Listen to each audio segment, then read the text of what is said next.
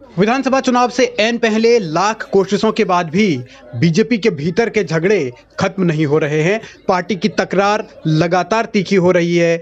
लैंसडौन से विधायक दिलीप सिंह रावत ने एक बार फिर अपनी ही सरकार के खिलाफ मोर्चा खोला है और इस बार तो बीजेपी के इस विधायक ने मुख्यमंत्री पुष्कर सिंह धामी को चिट्ठी लिखकर आमरण अनशन की धमकी तक दे दी है। एक तरफ जहां मुख्यमंत्री पुष्कर सिंह धामी लगातार अपनी छवि सुधारने की कोशिश कर रहे हैं, वो हर नीति को जमीन पर उतारने का दावा कर रहे हैं।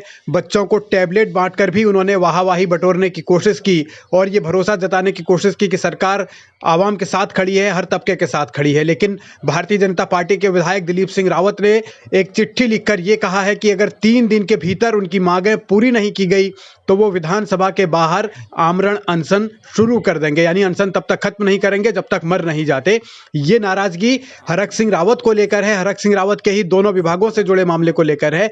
दिलीप सिंह रावत के ने एक तो लैंसडौन में वन विभाग के एक अधिकारी की नियुक्ति की मांग की है, दूसरा उन्होंने ऊर्जा विभाग में भी अधिशासी अभियंता की वहां लैंसडौन में नियुक्ति की मांग की है। दिलीप सिंह रावत का आरोप है कि हरक सिंह रावत के दखल की वजह से दोनों अधिकारियों की लैंसडौन में नियुक्ति नहीं हो पा रही है, जबकि इस मामले में पहले भी बातचीत हो चुकी है। दिलीप सिंह रावत की आमरण अनशन की धमकी के बाद ये तो साफ है कि पार्टी के भीतर फिलहाल सब कुछ ठीक नहीं है और जिस तरीके से एक विधायक ने एक मंत्री के खिलाफ मोर्चा खोला है और अब वो मुख्यमंत्री को भी निशाने पर ले रहे हैं, तो वो बीजेपी की आपसी लड़ाई का एक नमूना है और इस लड़ाई से भारतीय जनता पार्टी कैसे बाहर निकलेगी ये फिलहाल अब मुख्यमंत्री को भी सोचना है और संगठन को भी सोचना है। दूसरी तरफ पार्टी के भीतर अनुशासनहीनता का एक मामला रायपुर में भी देखने को मिला।